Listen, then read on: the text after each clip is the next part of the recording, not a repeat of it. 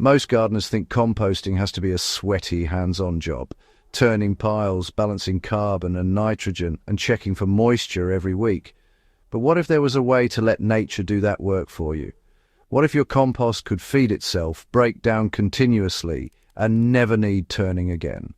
That's exactly what a self-feeding worm bed does. It's a living system, not just a compost bin, an underground engine of soil life that converts waste into perfect plant food on autopilot. Once you build it right, you'll never go back to traditional composting again.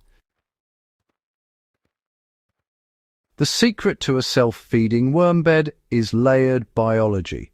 At the heart of this method is the concept of continuous feeding through layers. Instead of dumping waste into a pile, you're building a permanent home for worms, usually red wigglers or European night crawlers, where they can live, eat, and reproduce in comfort. The layers you create not only feed the worms, but regulate temperature, moisture, and airflow. That's why this system works year-round and doesn't need to be turned. The foundation layer should always be carbon-rich bedding. This can be shredded cardboard, dried leaves, straw, or coconut coir, anything that holds moisture but drains well. It's the worm equivalent of a mattress. On top of that, you'll add a feeding layer made from kitchen scraps, spent coffee grounds, vegetable peels, and even garden trimmings. The worms will slowly move upward through these layers, feeding as they go. When you add new scraps, you simply add them to the top. The older material below keeps breaking down naturally. Over time, this creates a vertical composting column that renews itself. The worms migrate to where the freshest food is, leaving behind rich worm castings that become part of your soil.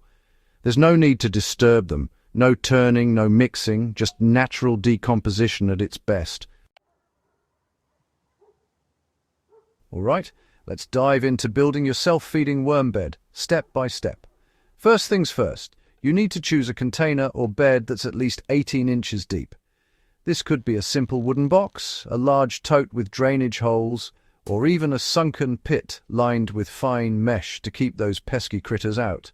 Now, the size isn't as crucial as ensuring consistent airflow and drainage.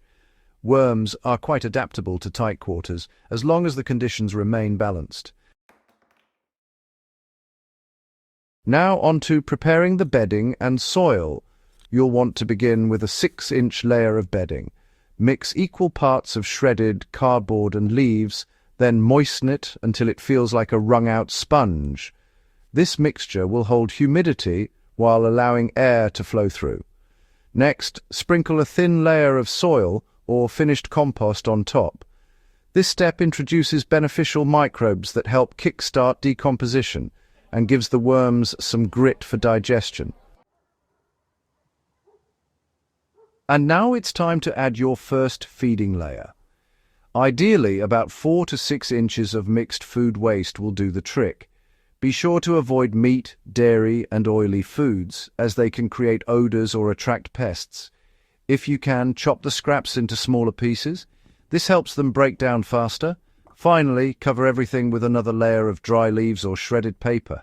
This cover layer is key to preventing fruit flies and maintaining even moisture throughout the bin. Once your base system is set, add your worms. Around 1 pound of red wigglers, which is roughly 1,000 worms, is enough for every 2 square feet of surface area. Gently place them on top and cover with a damp cloth or a cardboard lid. They'll burrow down on their own within a few hours, settling into their new home. The maintenance-free magic is in the feeding schedule. What makes this system self-sustaining is the way it balances input and output. You never turn it and you never empty it completely. Instead, you continuously feed it in small amounts. Add a few handfuls of scraps every few days rather than dumping in large batches. When you notice the top layer disappearing, that's your cue to add more.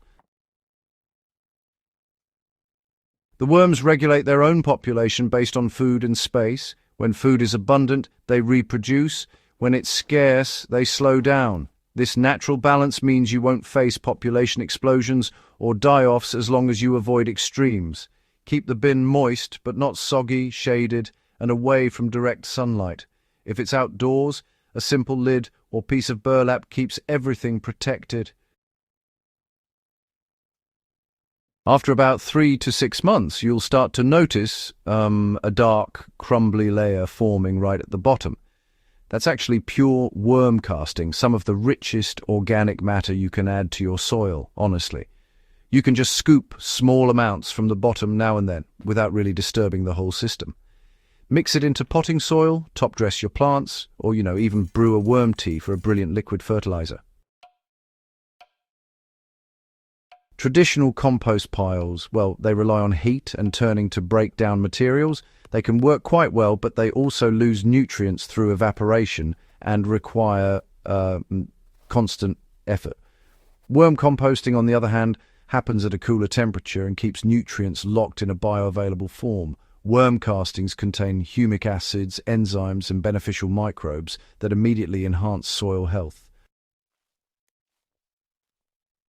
Because the process is slow and biological, it produces no foul smells and minimal greenhouse gases. The worms are essentially micro-farmers, digesting organic matter and excreting perfect soil conditioner.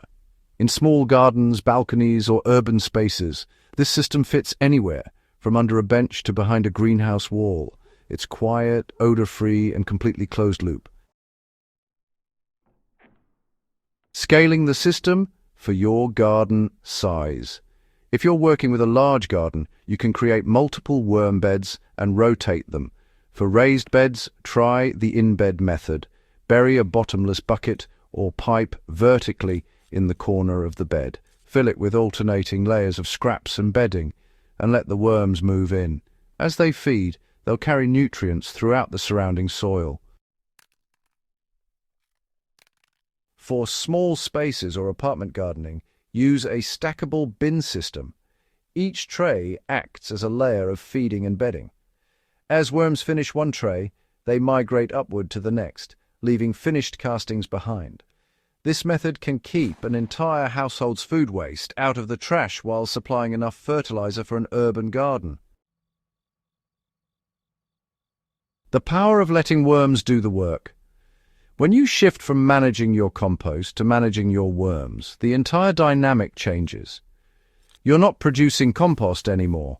You're cultivating a living soil ecosystem that regenerates itself. The worms, microbes, and decomposers all play their part, and your role is simply to feed and observe. Over time, you'll see a visible difference in your plants: thicker stems, deeper green leaves, and soil that stays rich even after repeated harvests. The best part? You'll never have to lift a pitchfork again. Your worm bed becomes a living compost factory that runs 24/7, quietly transforming scraps into the most valuable soil amendment you can make. If this method sparks your curiosity, don't just watch, try it. Set up a small worm bed this weekend and see how it performs. Once you see how effortless and productive it is, you'll wonder why you didn't start years ago. For more regenerative gardening secrets like this, subscribe to Gentle Herb Living, share this with your fellow growers, and keep building a garden that feeds itself naturally